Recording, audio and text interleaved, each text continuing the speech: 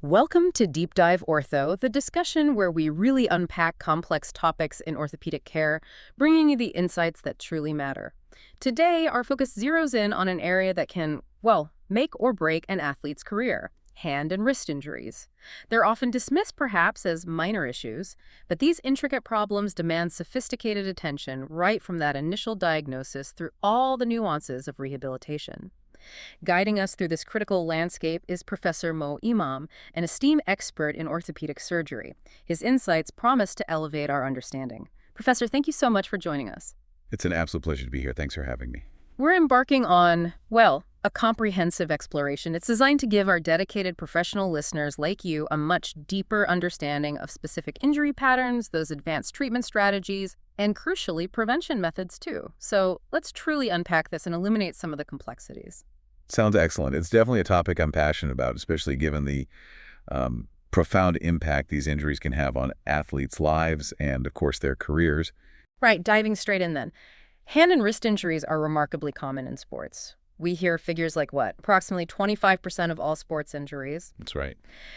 For us as medical professionals dealing with athletes day in, day out, what does this significant prevalence truly signify? What's the clinical takeaway beyond just those headline numbers? Well, that 25% figure, it's far more than just a statistic, isn't it? It's really a constant reminder of the vulnerability of these crucial anatomical structures.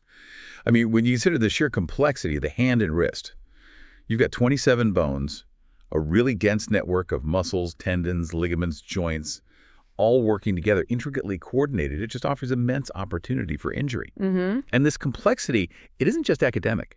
It translates directly into functional compromise. The hand and wrist are absolutely integral to almost every athletic movement. Think about it. Gripping a racket, catching a ball, stabilizing a vault, or even just maintaining balance during a fall. And beyond sports, these structures are fundamental for the simplest daily tasks. So when an elite athlete sustains a hand or wrist injury, it's not just about a temporary setback. It can fundamentally impact their ability to perform at a professional level and, frankly, their quality of life off the field, too. So the clinical pearl here, I suppose, is that early, highly accurate diagnosis and prompt, targeted intervention are absolutely paramount. Missing something subtle or perhaps underestimating its potential, that can genuinely be the difference between a swift, safe return to play and a career-threatening issue, something that leads to long-term disability or chronic pain. The stakes are incredibly high. You've highlighted that intricate complexity. Could you elaborate a bit on the primary classifications of these injuries we so frequently encounter in athletes? What fundamentally differentiates, say, a sudden traumatic event from an overuse issue in terms of how they present and maybe the longer-term implications? Absolutely. We broadly categorize them into two main types: traumatic, or you could say acute, injuries and overuse, or chronic injuries. And understanding this distinction is, well, it's fundamental to getting the diagnosis and management right. So traumatic injuries, these are sudden, often quite dramatic. They typically result from direct impact, high-energy collisions, or acute falls. Think of contact sports rugby, American football, where athletes are prone to direct blows, or sports where falls onto an outstretched hand, the classic foosh injury, are common: skateboarding, cycling, gymnastics. These injuries often present with immediate, sharp pain, noticeable swelling, sometimes even obvious deformity or instability. You might see joint dislocations, acute ligament tears, broken bones. In fact, it's worth noting, the fingers are actually the most common site for fractures in athletes, especially in ball sports. Right. Their acute nature means they demand immediate attention. Any delay can significantly worsen outcomes, particularly if there's damage to the joint surface or if a fracture is displaced. Okay, and the overuse ones. Right. Overuse injuries, yes. They're far more insidious. They develop gradually over time. It's usually due to repetitive movements, sustained stress, maybe improper biomechanics, often without a single identifiable traumatic event. Consider sports like golf, tennis, or even certain martial arts, perhaps fly fishing. They involve thousands of highly specific, repeated motions. These can lead to microscopic damage that just accumulates over time. Common manifestations are things like chronic tendon inflammation, tendinitis, or tenosynovitis, nerve compression syndromes, perhaps carpal tunnel, or stress fractures. Now, while they might not seem as immediately disabling as an acute trauma, if you leave them unaddressed, these overuse injuries can progressively diminish an athlete's performance. They can lead to persistent, debilitating pain and, in severe cases, might necessitate lengthy periods away from sport or even surgical intervention. The real challenge with overuse injuries often lies in their vague onset. And athletes, they have a tendency to play through pain, don't they? They do. Which makes early diagnosis and modifying their activity absolutely crucial. Let's transition into some of the specific acute injuries then, the ones that frequently present in the athletic population. A very common one, and perhaps often dismissed as relatively minor, is a jammed finger. For our listeners navigating these everyday presentations, what's actually happening anatomically with a jammed finger? And what's the critical approach we should adopt? Maybe going beyond just the simple basics. A jammed finger. Yeah. Yes, it's certainly one of the most common acute injuries we see. It's pretty much ubiquitous in ball contact sports, basketball, volleyball, netball, even rugby. The mechanism is usually a direct axial impact, right on the end of a fully extended or maybe slightly flexed finger. It forces the digit backwards or perhaps sideways, which can violently stretch or even tear the ligaments surrounding the joint. Most commonly, it's a PIP joint, the proximal interphalangeal joint. Now, while it often appears minor, the clinical pearl here is that a jam is a direct insult to the joint's integrity.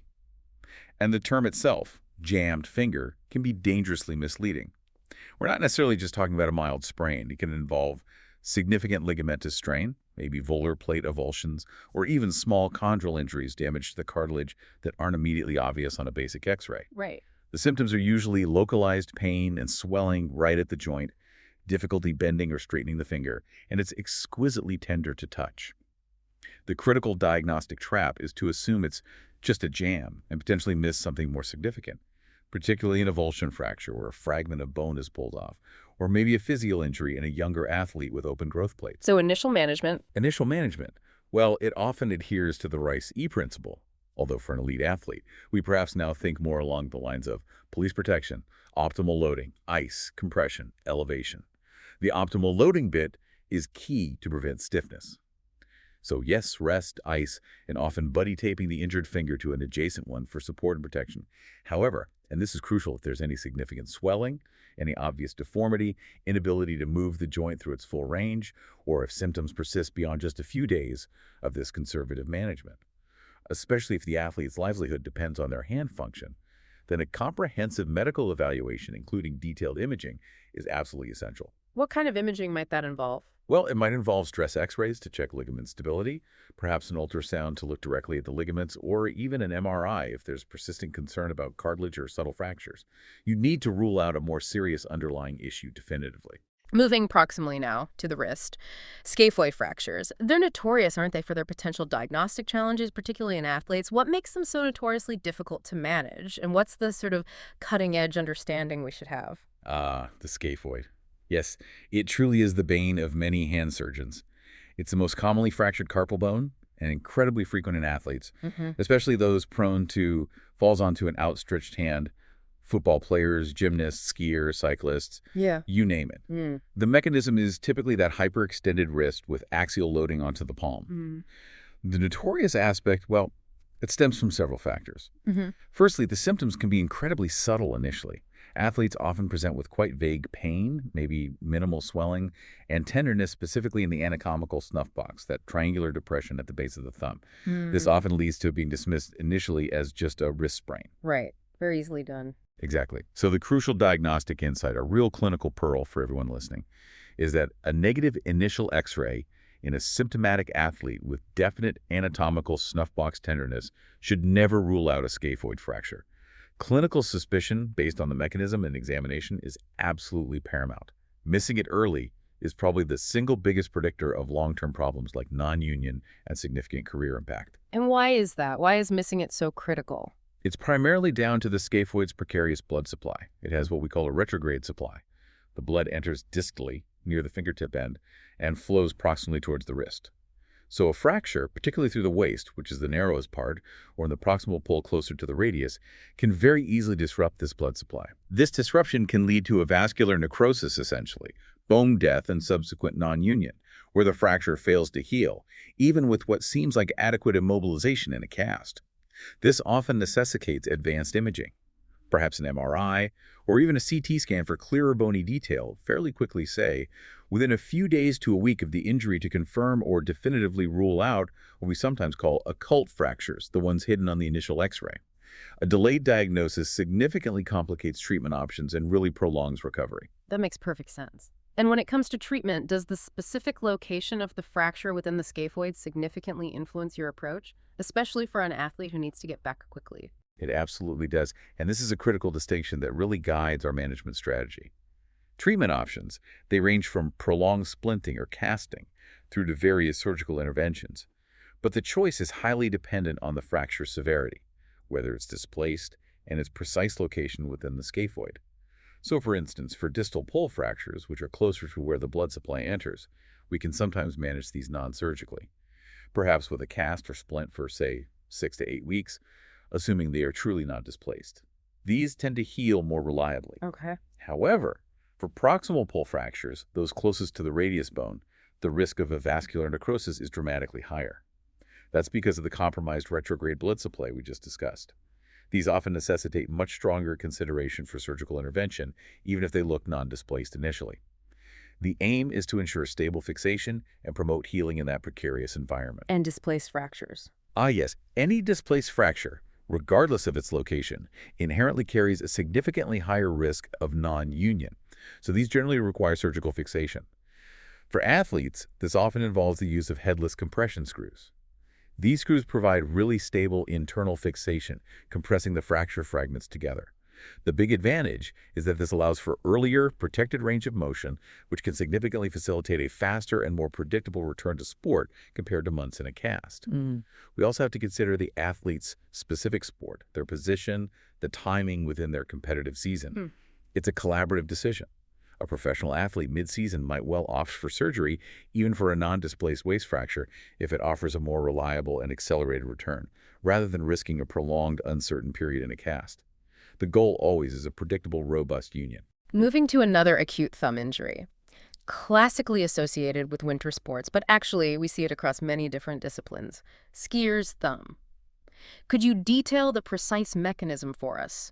And crucially, how does your management approach incorporate this concept of accelerated rehabilitation, particularly for elite athletes? Skier's thumb, or more formally, an ulnar collateral ligament UCL injury of the thumb's metacarpophalangeal joint. Yes, it's a very common and potentially quite debilitating injury. It occurs when the thumb is bent forcefully backwards into a hyperabducted position, sort of leveraged outwards away from the hand, often tearing the ligament at its insertion onto the base of the proximal phalanx. It got its name, as you say, from skiers falling onto a gripping ski pole, forcing the thumb into this extreme radial deviation. But we see it frequently in many other sports where the thumb is vulnerable. Think goalkeepers in football trying to save a shot, or rugby players getting their thumb caught in a jersey or tackled awkwardly. Right. Symptoms usually include immediate pain and tenderness right at the thumb base, especially on the ulnar side, the side closest to the index finger. There's often difficulty with pinch grip, and sometimes a feeling of instability or weakness. The key diagnostic challenge here is differentiating between a partial tear, which might still have some ligament fibers intact, and a complete tear, which often requires surgery. And the absolute don't misdiagnosis, the thing you absolutely must rule out, is a Steiner lesion. Can you explain that a bit more? Yes, a Steiner lesion occurs when the completely torn UCL ligament gets displaced superficially, lying on top of the adductor aponeurosis, which is a thin sheet of connective tissue. Crucially, this interposition of the aponeurosis between the torn ligament end and its bony insertion point physically prevents the ligament from healing back down to the bone. This makes non-operative treatment completely ineffective. A Steiner lesion requires surgery. How do you test for that? Clinically, we perform valgus stress testing. With the thumb MCP joint held in both full extension and about 30 degrees of flexion, we apply a gentle outward force of valgus stress to assess for laxity and a firm endpoint. Laxity greater than about 15 degrees compared to the uninjured thumb, or crucially the complete absence of a firm endpoint, are strong indicators of a significant tear, potentially a complete rupture. Ultrasound, particularly dynamic ultrasound where we can watch the joint under striatus, or an MRI scan can further confirm the diagnosis and critically identify if a Steiner lesion is present. And management, especially thinking about getting athletes back quickly. Right, for management. Partial tears, if there's a firm endpoint and no Steiner lesion, might respond well to conservative treatment. Usually 4 to 6 weeks in a thumb spica, splint, or cast, immobilizing the MCP joint but allowing the tip joint, the IP joint, to move to prevent stiffness. However, complete tears and unequivocally Any injury with a confirmed Steiner lesion invariably requires surgical repair. This typically involves directly repairing the ligament back to the bone, often using either sutures passed through bone tunnels or small suture anchors. Now, regarding accelerated rehabilitation, this is where our approach has really evolved. Historically, patients were immobilized for a very prolonged period after surgery, often 6 weeks or more. Our own research and clinical experience have focused heavily on this. We've demonstrated excellent outcomes with early, protected mobilization following a robust surgical repair. This allows professional athletes to return to play, often in custom-made protective splints, as early as 4 to 5 weeks post-injury. That's significantly faster. It is, and it's achieved by focusing on immediate, controlled range of motion exercises guided by hand therapy to prevent stiffness, combined with progressive strengthening. The priority is always stability and functional recovery. That emphasis on accelerated rehab must make a huge difference to an athlete's season. Shifting focus slightly now, what about mallet finger, another common fingertip injury? What's the best practice for managing these in athletes to ensure optimal outcomes, given their desire, always, for a quick return to sport? Mallet finger, yes. It's a distinct injury involving the disruption of the terminal extensor tendon, right where it attaches to the distal phalanx, the very end bone of the finger. This disruption prevents full active extension of the fingertip, leaving it in that characteristic drooped or flexed position at the distal interphalangeal or DIP joint. It's the most often caused by a powerful axial impact or sudden, extreme passive flexion of the fingertip. Very common in ball sports, baseball catchers, basketball players deflecting a pass, volleyball players, where the tip of an extended finger gets struck, forcing it to bend sharply. The classic symptom is simply an inability to actively straighten the very end of the finger. You might also see immediate pain, swelling, and tenderness over the back of the DIP joint. Sometimes there's even a small bleed under the fingernail or detachment of the nail itself. So how critical is prompt attention for this one? For athletes, prompt medical attention is absolutely vital. While it might seem like a relatively minor injury, if it's left untreated or, more commonly, poorly managed, it can lead to a permanent extensor lag, where the fingertip never fully straightens or sometimes even progresses to a swan neck deformity where the PIP joint hyperextends. These deformities significantly impact fine motor skills, gripping ability, and overall hand function, which is, of course, completely unacceptable for a professional athlete. So what's the usual treatment? The treatment of choice for the vast majority of mallet fingers, even those with small bony avulsions where a tiny chip of bone is pulled off with the tendon, is conservative. It involves continuous extension splinting of the DIP joint. The splint must keep the DIP joint perfectly straight, without any flexion at all. Typically, this needs to be worn full-time for 6 weeks, followed by an additional 6 weeks of splinting just at night to ensure complete tendon healing and prevent recurrence. The real clinical challenge, and this is the key insight for athletes, is compliance. Absolute, unwavering compliance. Right. Keeping that splint on continuously must be hard. It really is. Even minor non-compliance, a momentary lapse, perhaps taking the splint off for a shower without supporting the fingertip, can jeopardize the entire healing process and lead to a suboptimal outcome. We spend a lot of time counseling athletes that while it seems benign, the behavioral science of adherence is paramount here. For athletes for whom compliance might be genuinely difficult due to their sport's demands, or maybe in specific complex cases like large fracture fragments, K-wire immobilization can be an alternative. This involves placing a small pin surgically across the DIP joint to hold it straight, but that carries its own risks, of course, like infection or pin migration. The constant message, though, is consistent, continuous immobilization of that distal joint is key. Fractures are always a core concern in orthopedics. What are the common patterns we see in metacarpal and phalangeal fractures in athletes? And what specific factors guide your treatment decisions, ensuring not just healing, but that crucial return to elite performance? Metacarpal and phalangeal fractures are indeed incredibly common. They account for about 10% of all fractures presenting to A&E departments. They frequently result from direct blows, falls, or crushing mechanisms, making them highly prevalent in contact sports, football, lacrosse, hockey, or even striking sports like boxing or martial arts. A classic example, of course, is the boxer's fracture. The fifth metacarpal. Exactly. Specifically, a fifth metacarpal neck fracture, typically sustained from impacting a hard object with a clenched fist. Diagnosis primarily relies on high-quality plain radiographs. We might use CT scans for more complex cases, perhaps involving the joint surface, or when we strongly suspect occult injuries that aren't clear on X-ray. Now, many of these fractures, particularly if they're non-displaced and in acceptable alignment, can certainly be treated non-operatively with immobilization in a splint or cast. However, and this is key for the elite athlete, operative fixation is often sought, not just for perfect anatomical reduction, but precisely to facilitate a faster and more predictable return to play. What kind of fixation? Well, it might involve percutaneous K-wires for simpler patterns, Hmm. offering less invasive fixation. Or, for more complex or unstable fractures, we might use screws and plates for more stable, rigid fixation. This allows for earlier, protected motion, which is often crucial for athletes. And the decision-making, is it purely based on the X-ray? Oh no, it's a truly collaborative process. It involves the surgeon, the athlete, their coaches, their physios, their support staff, everyone. We consider several critical factors. Firstly, the specific metacarpal involved significantly influences the acceptable degree of angulation.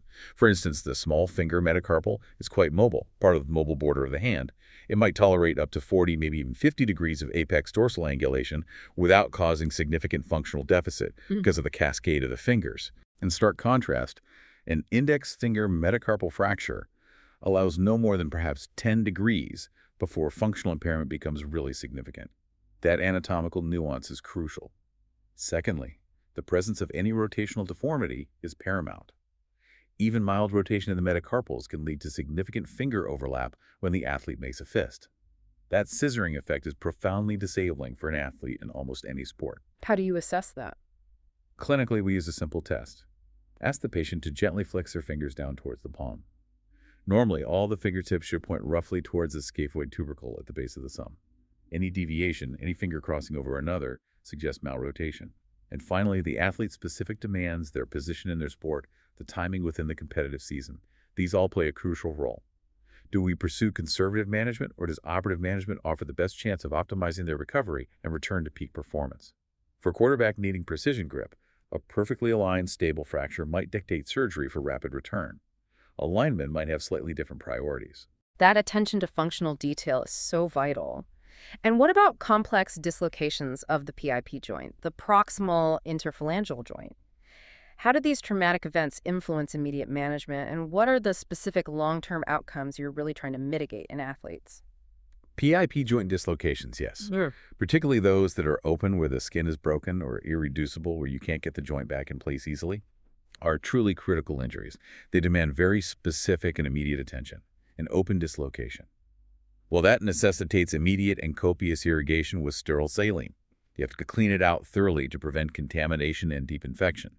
These wounds are often highly contaminated, especially in sports like rugby played on muddy pitches or even just with sticky sprays on hands. Following that initial cleansing, prompt, gentle reduction of the dislocation is crucial, not just for the athlete's comfort, but critically to protect the articular cartilage, the smooth joint surface, from drying out.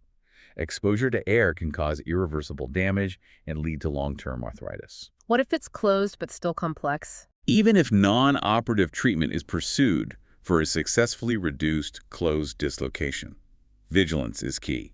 Vigilance for infection, yes, but importantly for the development of fixed flexion contractures. Where the finger gets stuck down. Exactly. These contractures can appear remarkably early, sometimes as soon as 4 to 6 weeks after the injury, and they can significantly impact long-term function. The athlete loses the ability to fully extend and use their finger properly. Early protected range of motion, usually guided very carefully by a specialist hand therapist, is absolutely key to preventing this. And irreducible dislocations. Irreducible dislocations where the joint simply cannot be concentrically reduced through closed manipulation. Well, these are often due to soft tissue getting trapped in the joint. Interposition, we call it. This might involve structures like the central slip of the extensor mechanism, or the volar plate ligament on the palm side, or even the collateral ligaments themselves becoming snagged or buttonholed around the bone ends, physically blocking reduction. Such cases invariably require urgent surgical intervention. You have to go in, meticulously free the trapped tissue, and achieve a stable concentric joint reduction. The overarching goal, always, in managing PIP joint dislocations for an athlete is to achieve a stable, perfectly aligned joint with as full a range of motion as possible, even if that means accepting some temporary stiffness in exchange for long-term stability.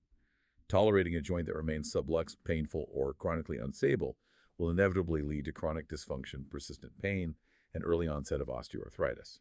And that's effectively career-ending for many athletes. Let's discuss jersey finger, a very distinct flexor tendon injury. What's the typical presentation we should look for, and what are the urgent considerations for athletes, particularly regarding the timing of intervention? Jersey finger, yes. It's a highly specific and often urgent injury. An avulsion of the flexor digitorum profundus, or FDP, tendon from its insertion on the distal phalanx. It is most commonly seen, as the name suggests, in the ring finger of American football and rugby players, though it can occur in any sport where a finger gets forcefully hyperextended while the flexor tendon is maximally contracted. Think of an athlete's finger getting caught in an opponent's jersey or maybe a shirt or even a net and being pulled straight violently. The athlete will typically notice an immediate, dramatic inability to actively flex the DIP joint, the very end joint of the affected finger. When they try to make a fist, that finger will lag behind, lying extended while the others flex normally. The severity of the injury is usually graded by how far the torn tendon retracts back up the finger or into the palm. We use the Leddy and Packer classification. Type 1. This is the most severe. The tendon retracts completely into the palm, often compromising its delicate blood supply via the vincula. Type 2. The tendon retracts, but only to the level of the PIP joint, often held up by the lumbrical muscle origin. Type 3. This involves a bony avulsion, where a piece of bone is pulled off with the tendon, and it often gets caught by the A4 pulley near the DIP joint, preventing significant retraction. And why is that retraction level so important? It's crucial, because further retraction, particularly in those type I injuries where it goes right back into the palm, can lead to severe compromise of the tendon's blood supply. This can result in tendon necrosis and irreparable damage, making a direct repair impossible later on. Therefore, urgent operative intervention is warranted ideally within 2-3 weeks of the injury, and preferably even sooner, say within 7-10 days, particularly for those type I injuries with significant retraction. The goal is to surgically reattach the FDP tendon securely back onto the distal phalanx, commonly using sutures passed through bone tunnels or small suture anchors. You mentioned Wallon surgery earlier. Yes, from our own practice, we've had really great success using wide-awake, local anesthetic, no tourniquet Wallon surgery for FDP repairs. This technique is a real game changer for tendon surgery. It allows us to immediately assess the quality and stability of the repair right there on the operating table. We can actively guide the patient while they're awake and comfortable through initial safe range of motion exercises. We can see there's no gapping at the repair site, no catching as the tendon glides. That sounds incredibly useful. It really is. This immediate protected mobilization is absolutely key to preventing debilitating stiffness, which is always a major concern after flexor tendon surgery, and it promotes optimal tendon gliding. This significantly accelerates the rehabilitation process for professional athletes. Now, for chronic injuries, if an acute repair isn't possible, maybe due to delayed presentation or irreparable retraction, the options are more limited. You might consider just leaving it as an FDS finger, where the superficial flexor tendon still provides PIP joint flexion, and you tape the DIP joint for stability. Or perhaps a DIP joint fusion to eliminate the floppy joint. Or, more controversially due to rather mixed outcomes, a two-stage tendon reconstruction using a tendon graft. But for a professional athlete, an acute repair, ideally using Wallon to facilitate accelerated rehabilitation, is almost always the preferred and most effective option to regain full function. Transitioning now to the more insidious world of overuse injuries. De Quervain's tenosynovitis is a well-recognized condition. What are its defining characteristics in an athletic population, and what challenges does it present in terms of diagnosis and management for these high-demand individuals? De Quervain's, yes. It's a classic overuse injury. Essentially, it's an inflammation and thickening of the synovial sheath that surrounds two specific tendons, the abductor pollicis longus, APL, and the extensor pollicis brevis, EPB, as they run along the thumb side of the wrist, passing through what we call the first dorsal compartment. It's fundamentally a repetitive motion disorder.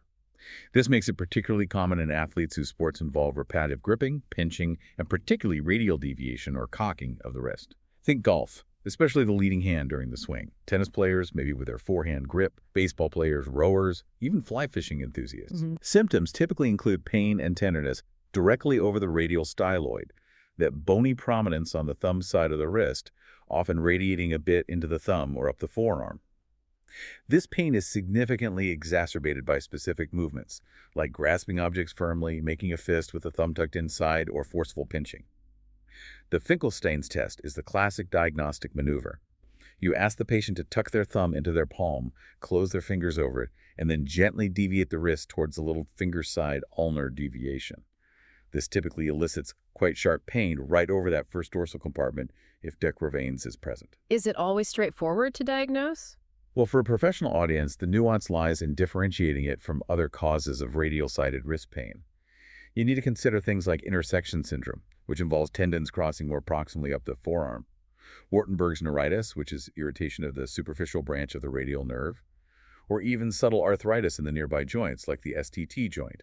So careful examination is key. And treatment for athletes? Treatment usually begins conservatively. This includes activity modification, absolutely crucial for athletes.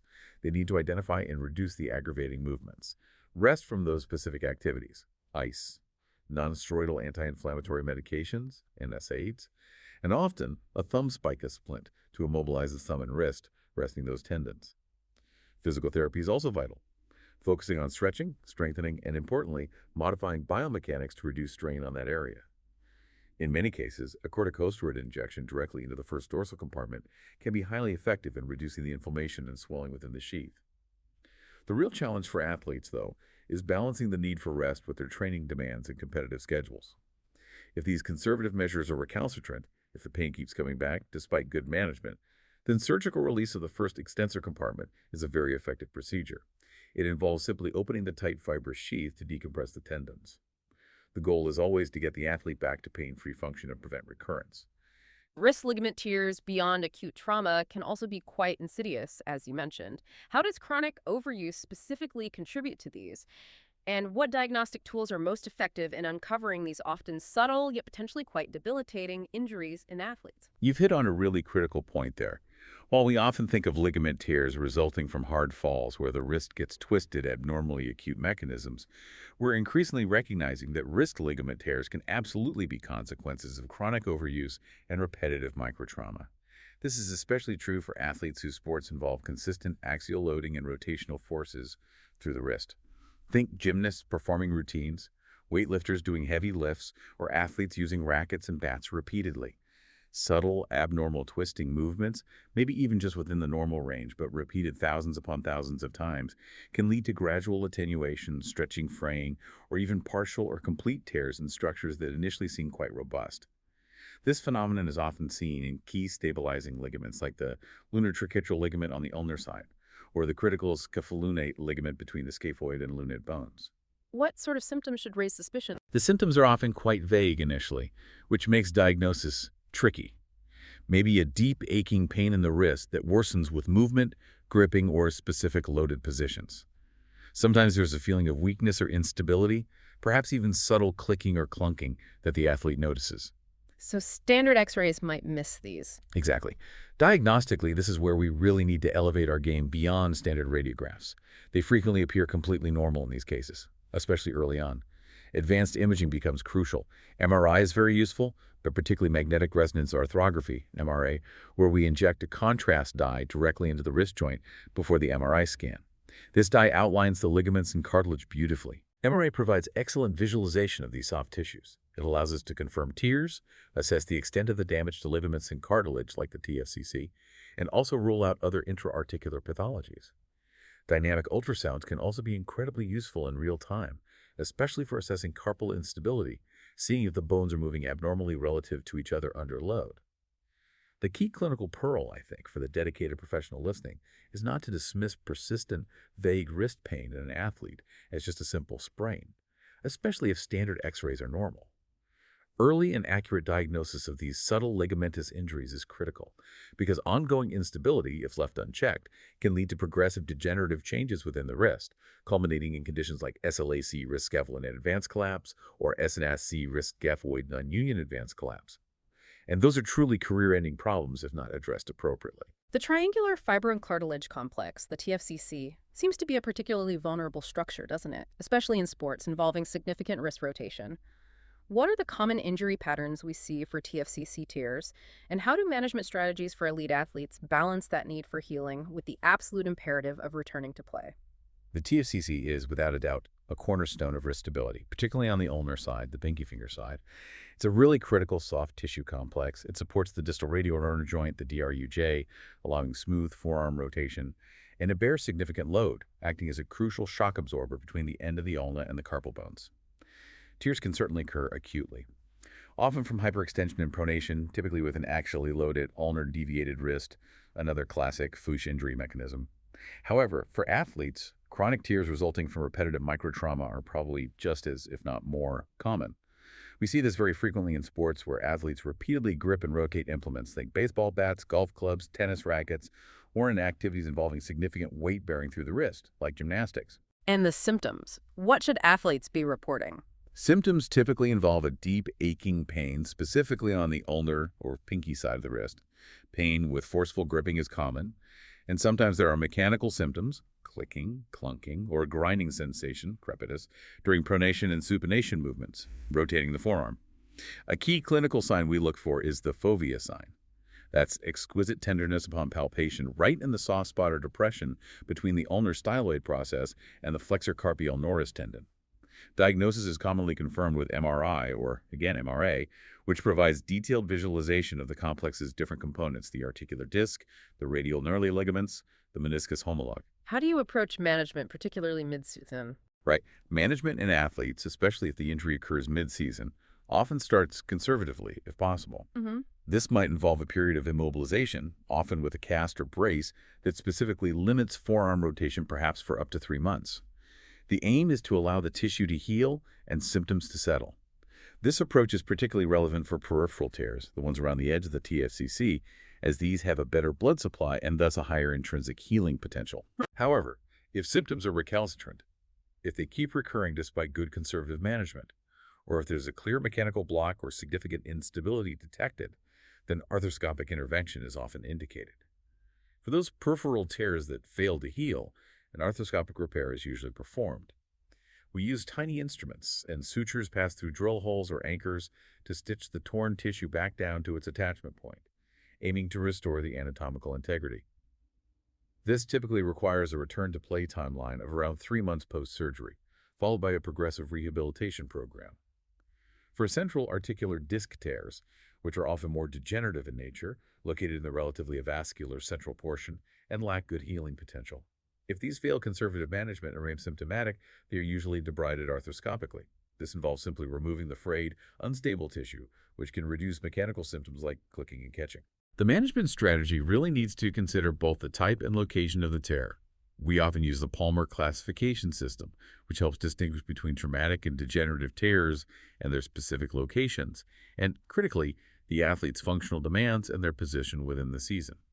The decision to repair versus debride has significant implications for recovery time, long-term stability, and return-to-play potential. Extensor carpi ulnaris, or ECU, instability is another perhaps more nuanced wrist condition causing ulnar-sided pain. How does this typically manifest in athletes, and what are the specific implications and management strategies for this often overlooked issue? ECU instability, yes. It encompasses a whole spectrum of pathologies, actually. Here would be tendinosis, which is degeneration within the tendon, subluxation where the tendon partially dislocates out of its groove, complete dislocation, or even rupture. All of these can contribute to ulnar-sided wrist pain. These injuries are remarkably common in sports that require forceful wrist flexion combined with supination, turning the palm up, and ulnar deviation, bending towards the pinky side. Particularly those with repetitive movements or sometimes a sudden traumatic episode involving that specific combination of movements. Think golf again, especially the leading hand in the downward phase of the swing, baseball pitchers during their delivery, hockey players shooting or stick handling, or racket sports like tennis and badminton, particularly with a double-handed backhand or powerful serves. The underlying mechanism often involves the ECU tendon, essentially popping out of its fibro-osseous subsheath, a fibrous tunnel that normally holds it snugly in place alongside the ulna. What would the athlete typically feel or report? Patients might report a deep pain right over the ulnar aspect of the wrist, tenderness directly in the ECU groove where the tendon normally sits, and often a distinctive, sometimes audible snapping or popping sensation with active supination and ulnar deviation if subluxation is present. This snapping can be incredibly distracting and quite debilitating for an athlete trying to perform precise movement. In diagnosing this, Dynamic ultrasound is particularly useful here. It allows us to visualize the tendon in real time as the athlete actively moves their wrist through that provocative range, supination and ulnar deviation. We can actually see the tendon flicking out of its groove. Clinically, we've also developed what we call the ice cream scoop test. You apply gentle pressure with your fingers underneath the ECU tendon, sort of trying to scoop it upwards, and then ask the patient to actively supinate and ulnar deviate. You can often feel the tendon's instability as it attempts to subluxate over your fingers. How do you manage it? Conservative treatment usually involves immobilization first, typically in wrist extension and slight radial deviation, often in a cast or brace, to try and allow the subsheath to heal. This is then followed by isometric and eccentric exercises once symptoms settle. For acute dislocations that are genuinely reducible, prolonged immobilization and pronation, palm down, and radial deviation for maybe up to 4 months can sometimes be successful. But honestly, this is often not a feasible timeline for an elite athlete during their competitive season. So for athletes with persistent or recurrent subluxation that fails conservative measures, surgical intervention is often preferred to restore stability and facilitate a more predictable return to sport. This can involve a non-anatomic reconstruction of the subsheath, perhaps using a strip of the nearby extensor retinaculum to create a new restraint. Or, ideally, an anatomic repair of the subsheath, where we try to restore the normal anatomy, perhaps by reattaching the periosteum back into the ulnar groove. The goal always is to restore the ECU tendon's stable position within its groove, allowing the athlete to perform powerful rotational movements without that debilitating snapping or associated pain. A unique overuse injury, particularly concerning in young athletes with growing bones, is gymnast's wrist. What should medical providers be keenly aware of regarding this condition, given the potential long-term implications for growth? Gymnast's wrist, or more precisely, distal radial physeal injury or stress reaction, is an incredibly important condition to recognize. As you say, it primarily affects young gymnasts who still have open growth plates, meaning their bones are still actively growing and developing. This condition arises directly from the tremendous and highly repetitive axial loading and high-impact pounding that their hands and wrists endure during training and competition. Think about activities like back handsprings, vaulting, prolonged handstands, pommel horse work, or even dismounts. This continuous excessive stress leads to injury and inflammation specifically at the radial growth plate, the physis. This area is made of softer cartilage and is thus far more susceptible to microtrauma and stress reactions than mature bone. What are the key symptoms and signs? Symptoms typically include persistent tenderness located directly over the distal radial growth plates, often on both sides of the wrist. There might be reduced wrist extension range of motion and pain specifically elicited with weight-bearing activities. The presence of pain during an L-hold test, which is a classic gymnastic strength maneuver, is often highly indicative. Diagnosis relies on a thorough physical examination combined with X-rays. The X-rays may show characteristic signs like widening of the physeal line, indicating inflammation and stress. Or, in more advanced stages, we might see irregularity, sclerosis, or even signs of early or premature physeal closure, sometimes with a characteristic parrot-beaked appearance of the metaphysis. MRI can also be very useful for a more detailed assessment, particularly to evaluate the health and signal intensity of the growth plate itself and rule out other associated pathologies. Is there a grading system? Yes, we often categorize the stages of gymnast's wrist to help guide management. Grade 1, pain is present, but there are no significant radiographic changes. Grade 3, definite physeal widening is visible on the X-rays. Grade IB, signs of early or partial physeal closure are evident. Grade 3 represents complete premature closure of the radial growth plate. This often leads to a secondary problem called positive ulnar variance, where the ulna continues to grow longer than the now stunted radius. And the treatment approach? Crucially, treatment for this condition is overwhelmingly conservative. It involves significant rest from impact activities, often prolonged periods away from gymnastics training. Immobilization in a brace, or sometimes even a cast, might be needed. And then a very structured physical therapy program, focusing on gradually regaining range of motion and strength once the inflammation settles.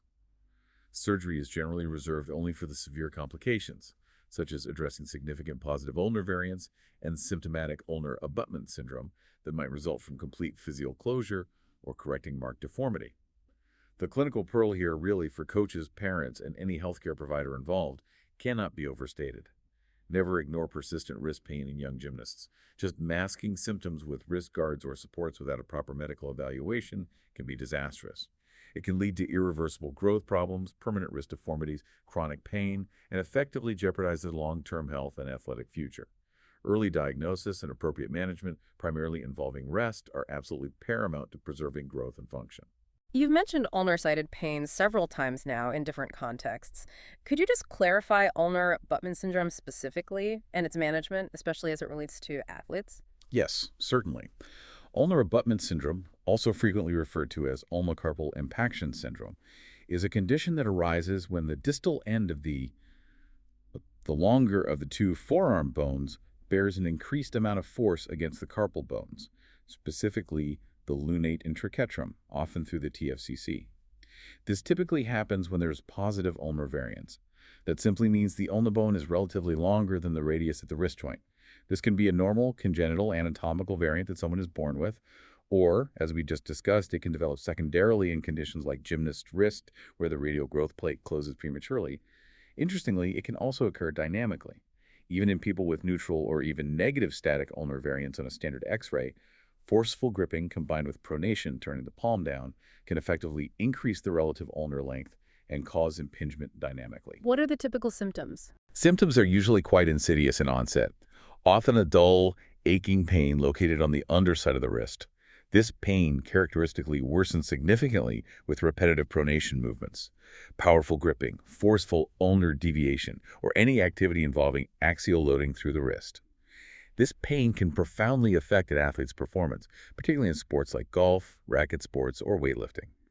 Clinically, you'll often find tenderness upon palpation, specifically at the prestaloid recess of the ulna, which is a small depression just proximal to the ulnar styloid. Pain is often elicited with ulnar deviation, especially when combined with axial load or forearm rotation, the ulnocarpal stress test. How do you confirm the diagnosis? Diagnosis involves standard PA radiographs of the wrist, but it's crucial to also obtain dynamic X-rays, specifically a view taken with maximum grip, often holding a dynamometer, and another view in maximum pronation. These views can reveal dynamic ulnar positivity that might not be apparent on the standard static view. MRI can also be highly helpful. It can evaluate the integrity of the TFCC, which is often degenerated or torn in chronic abutment.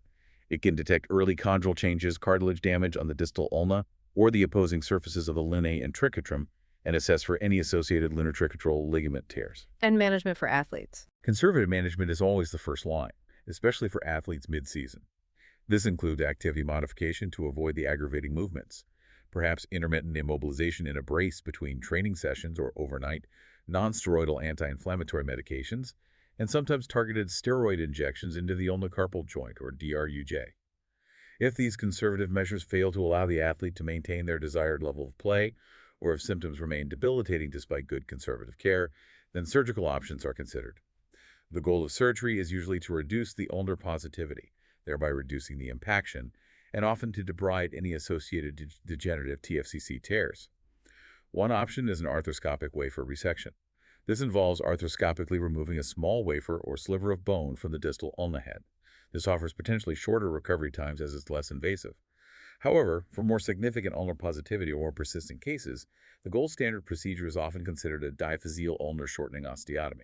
This involves surgically cutting the ulna shaft further up the forearm, removing a segment of bone and then plating it back together at a shorter length. This allows for a more precise and substantial reduction of the ulnar abutment and has demonstrated excellent long-term outcomes in improving pain, motion, and function for athletes. The choice between these depends on the degree of ulnar positivity, the state of the TFCC, and the athlete's specific functional demands or recovery timeline needs. Okay, lastly, for the overuse injuries section. Hook of hamate fractures. Why is this relatively small bone so prone to injury in certain sports? And how is it best managed, particularly for the professional athlete who needs predictability? The hook of the hamate, yes. It's a deceptively small bone projection, but its fracture can cause significant problems. It's that small, curved, hook-like projection on the hamate carpal bone, located on the ulnar side of the wrist, very close to the base of the palm. It's particularly vulnerable to injury in sports involving swinging a club, a bat, or a stick, primarily due to direct, often repetitive impact forces transmitted through the grip. What are the classic mechanisms? The classic mechanisms are quite fascinating and very sport-specific. In golf, it can fracture acutely from hitting a forceful divot. The impact of the club head striking the ground transmits a sudden force directly up the shaft, through the grip, and right onto the hook of the hamate in the leading hand. In baseball or softball, Particularly for batters, it can result from the repetitive impact of checking a swing, or even just from the butt end of the bat repeatedly impacting the hypothenar eminence during normal swings. This can lead to stress fractures developing over time. We also see it in hockey players from slashing or impacts, and sometimes in squash or tennis players who grip their rackets very tightly, especially near the butt end. What symptoms should alert us? The location of the hook often leads to deep, localized hypothenar pain. That's pain in the fleshy part of the palm below the little finger. This pain is typically acutely exacerbated by forceful gripping, especially during the follow-through phase of a swing or when impacting something. Now, because of its very close proximity to Grayon's canal, which is the passageway for the ulnar nerve and artery as they enter the hand, athletes with a hook of Hammett fracture may also experience ulnar nerve symptoms, Such as? such as dysesthesias, pins and needles, or numbness specifically in the ring and little fingers. Or, more worryingly, progressive weakness of the intrinsic hand muscles supplied by the ulnar nerve, which profoundly impacts grip strength and fine motor control. Sometimes the flexor tendons to the little finger can also be irritated or even rupture over a sharp fracture fragment. Is it easy to see on X-ray? Diagnosis can be surprisingly tricky with standard wrist X-rays because the hook is often obscured by overlapping carpal bones. This often necessitates specific views, like a carpal tunnel view X-ray, which projects the hook clear of other structures, or even more reliably, a CT scan. CT provides excellent three-dimensional detail and is very effective at defining the bony injury clearly, including subtle stress fractures that might be completely invisible on plain films. And management. You mentioned predictability being key for athletes. Exactly. While conservative management with immobilization in a cast can certainly be considered for acute non-displaced fractures, healing can be quite unpredictable. This is partly due to the relatively poor blood supply to the hook itself, and also because of the persistent mechanical stresses placed on it by muscle and tendon attachments. Non-union is relatively common. Therefore, for most athletes, particularly professionals who need a reliable and timely return to sport, excision of the fractured fragment is generally considered the standard of care. Simply removing the broken piece. Just take it out. Yes. This approach offers a highly predictable outcome. It reliably relieves the pain from the fracture site and prevents potential complications like nerve irritation or tendon rupture from a non-united mobile fragment. Importantly, it often allows for a relatively swift and predictable return to play, typically within about 6 weeks post-surgery. And that predictability is a significant advantage for competitive athletes where lengthy or uncertain time away from sport is highly undesirable. Professor, we've covered a lot of injuries, but prevention is always better than cure, isn't it? What are some of the key strategies that athletes and perhaps their support teams should really implement to minimize the risk of these intricate hand and wrist injuries? You are absolutely right. Prevention is paramount, especially when you consider the profound impact these injuries can have. While we know not all injuries are entirely preventable, accidents happen. Several evidence-based precautions can definitely significantly lower the risk of hand and wrist injuries and perhaps mitigate their severity when they do occur. Firstly, optimizing equipment and protective gear is fundamental, and this goes beyond just wearing any old brace. It means using properly fitted wrist guards in high-impact activities like snowboarding or skateboarding, selecting gloves with strategic padding for sports like boxing or rugby, using sports tape effectively for joint support where needed. Even for a baseball player, as we discussed, well-fitting batting gloves that perhaps have pressure relief pads over the hypothenar area can make a real difference in preventing microtrauma to structures like the hook of the Hammett. It's really about customizing the protection to the specific demands of the sport and the individual athlete. What about conditioning? Absolutely crucial. Secondly, routine stretching, proper warm-up protocols, and strategic rest periods are vital, particularly for preventing those insidious overuse injuries. Adequate rest allows the tissues time to recover from repetitive stress. We know fatigue can lead to compromised technique and significantly increase injury risk. This really ties into the concept of periodization in training, ensuring there are planned recovery phases built into the schedule, not just constant high intensity. Thirdly, and arguably paramount for many of these injuries, is impeccable technique and form. Working closely with experienced coaches, perhaps physiotherapists, strength and conditioning specialists, ensuring correct hand and wrist alignment in sports like tennis, weightlifting, or boxing is absolutely critical. For contact sports or activities like gymnastics, explicitly learning and practicing proper falling techniques, how to dissipate impact forces safely, can dramatically reduce strain and direct impact forces on these vulnerable joints. For repetitive motion sports, ensuring the athlete engages the correct larger muscle groups effectively, rather than over-relying on the smaller, more vulnerable wrist and hand musculature can prevent many common overuse syndromes. And specific exercises. Yes. Finally, targeted strength and flexibility training are essential components of any comprehensive prevention program. Specific exercises like wrist curls and extensions using dumbbells or perhaps kettlebells for more dynamic stability, grip strengthening using stress balls, hand grippers, or putty, comprehensive finger stretches to maintain flexibility. Tools like flex bars are excellent for eccentric strengthening of the forearm extensors, which is crucial for preventing tennis elbow and important for racket sports. Stability balls, as I mentioned earlier, can be invaluable for proprioceptive training, improving joint position sense, and also for working on impact tolerance in a controlled way, mimicking ground reaction forces. A truly holistic approach, incorporating all these elements, often overseen by a multidisciplinary team, can significantly enhance an athlete's resilience and really reduce their overall injury incidence. Okay, so despite best efforts, an injury does occur. What are the immediate signs that should prompt an athlete or their support team to seek urgent medical care? And then, what's the general approach to treatment and recovery leading into that crucial return to play phase? Recognizing the signs that warrant immediate medical attention is absolutely critical. As we know, delays can compromise outcomes significantly, sometimes drastically. Athletes, coaches, physios, parents, they should seek urgent care if they observe severe pain and swelling that doesn't subside fairly quickly or seems completely disproportionate to the mechanism of injury. Any numbness or tingling sensation in the hand or fingers that suggests potential nerve involvement or maybe even acute compression like compartment syndrome.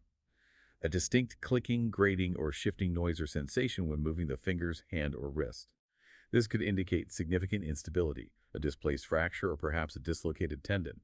Any signs of vascular compromise, coldness, or pallor, a grayish appearance, in the digit or hand.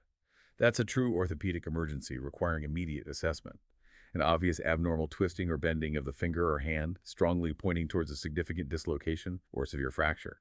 Any significant bleeding associated with a wound that doesn't slow down or stop with direct pressure within about 15 minutes. And perhaps more subtly, for milder symptoms, persistent pain, bruising, or swelling that simply doesn't improve after a week or two of sensible self-management or basic first aid, a thorough physician consultation is certainly warranted to rule out those subtle underlying issues we've discussed, like occult fractures or ligament tears. And the general approach to treatment then? The general approach to treatment and recovery really follows a structured pathway, but it has to be individualized to the athlete and the specific injury. Initial management for many minor injuries typically adheres to the RICE principle, or perhaps more accurately now, the police protocol. Protection, optimal loading, ice compression, elevation, focusing on immediate symptom control and protecting the injured part. Diagnosis, as we've discussed for many specific injuries, often starts with plain x-rays, but for athletes, it very frequently necessitates moving quickly to advanced imaging. This might include dynamic ultrasound, which is excellent for real-time assessment of tendons, ligaments, pulley systems, or CT scans for complex bone detail, or MRI for superior soft tissue visualization. Treatment options then vary widely. It depends on the injury's type, its location, its severity, whether it's acute or chronic, and the athlete's specific needs. These can range from conservative measures like precise immobilization with custom-molded splints, braces, or cast-through, to comprehensive physical therapy programs, oral pain medication, and sometimes targeted corticosteroid injections for inflammation. Surgical intervention is generally reserved for the more severe injuries.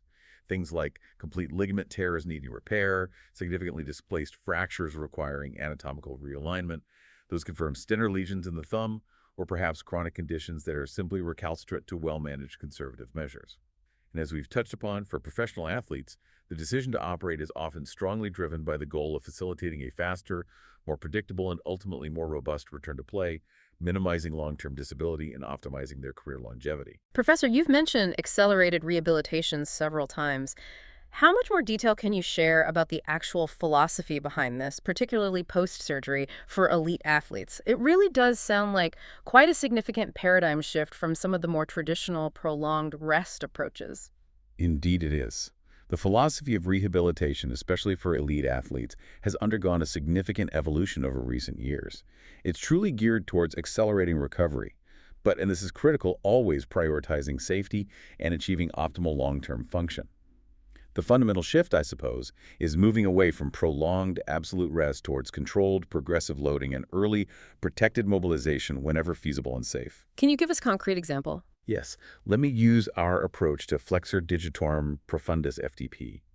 Avulsion repairs the Jersey finger injury again. Performing that surgery under wide-awake local anesthetic gives us an incredible advantage. We can immediately assess the quality and strength of the repair right there on the operating table. We can actively guide the patient while they're still awake and comfortable through those initial safe range of motion exercises. We can literally see the tendon gliding, confirm the stability of the repair, ensure there's no gapping or catching. Wow, okay. This immediate feedback and early protected mobilization is absolutely key. It helps prevent debilitating stiffness, which has always been a major hurdle in hand and flexor tendon surgery. And critically, it promotes optimal tendon gliding. If a repaired tendon sticks down with adhesions, full function is simply never recovered. So the focus shifts immediately. Exactly. Our focus moves rapidly from just allowing passive healing to actively promoting functional recovery. And specialist hand therapists play an enormous, indispensable role here. They design highly individualized, evidence-based programs. These are tailored precisely to the athlete's specific sport, their position within that sport, and the unique demands placed on their hand and wrist. They employ a really diverse array of tools and techniques. Kettlebells, for instance, are excellent for developing dynamic stability and strength, not just in the wrist, but engaging the entire kinetic chain. Dumbbells remain fundamental for controlled strengthening of specific muscle groups, like wrist extensors and flexors, allowing for very gradual progression of resistance in isolated planes. Wrist rollers are particularly effective for improving forearm and wrist strength and endurance, both eccentrically and concentrically, which is vital for many gripping, throwing, and racket sports. And stability balls, often underutilized perhaps in upper limb rehab, can be invaluable for proprioceptive training, enhancing the athlete's awareness and fine control of their hand and wrist position in space, and also for working safely on impact tolerance, maybe for a tennis player needing to manage ground reaction forces through their wrist during a volley. The ultimate goal isn't just achieving anatomical healing. It's regaining full functional capacity, achieving robust load tolerance so the tissues can withstand the demands of their sport, and critically, rebuilding psychological confidence to minimize the risk of re-injury.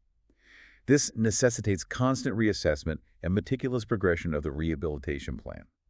We need to match the athlete's unique recovery trajectory rather than just following a rigid, time-based protocol. We push them safely as far as possible at each stage, ensuring they return to their chosen sport with full resilience and the ability to perform at their peak, not just with a healed injury on paper. Professor Imam, we've truly delved deep into the intricacies of hand and wrist injuries in the athletic population today. It's become profoundly clear throughout our conversation that these are absolutely far from minor injuries. They consistently demand a sophisticated, highly nuanced approach from all of us as orthopedic professionals. Precisely. I think understanding the specific mechanisms of these varied injuries, knowing when and how to escalate diagnostics beyond just standard radiographs, and truly appreciating the full array of tailored treatment options and these modern accelerated rehabilitation strategies, well, it's absolutely essential. This expertise is critical for ensuring athletes can return to their peak performance levels and, just as importantly, avoid long-term disability, preserving both their careers and their overall quality of life long after sport. This deep dive has unequivocally highlighted that critical role of timely, appropriate, and expert intervention. As we begin to conclude, what's one final, perhaps provocative thought you'd like our listeners or our colleagues to consider about managing hand and wrist injuries in athletes? A provocative thought. Well, perhaps I'd encourage you to consider this. Looking beyond our current significant advances, how might emerging technologies, things like sophisticated wearable sensors providing real-time biomechanical feedback, or perhaps AI-driven analysis of movement patterns, how might these further revolutionize our ability, not just to react to injuries after they happen, but to genuinely predict risk, perhaps even prevent injuries before they occur, and certainly to precisely tailor rehabilitation programs for these complex hand and wrist issues in athletes? Could this move us towards a truly anticipatory and adaptive orthopedic practice in the future? That's a fascinating thought for continued exploration indeed. Professor Imam, thank you so much for sharing your invaluable insights and expertise with us today. It's been incredibly informative. Thank you again for having me. It's been a real pleasure. And to you, our dedicated listeners, if you found this deep dive valuable, please do take just a moment to rate and share the show. It genuinely helps us reach more professionals like yourselves who are passionate about this field. Until next time, Keep exploring, keep learning, and keep optimizing orthopedic care.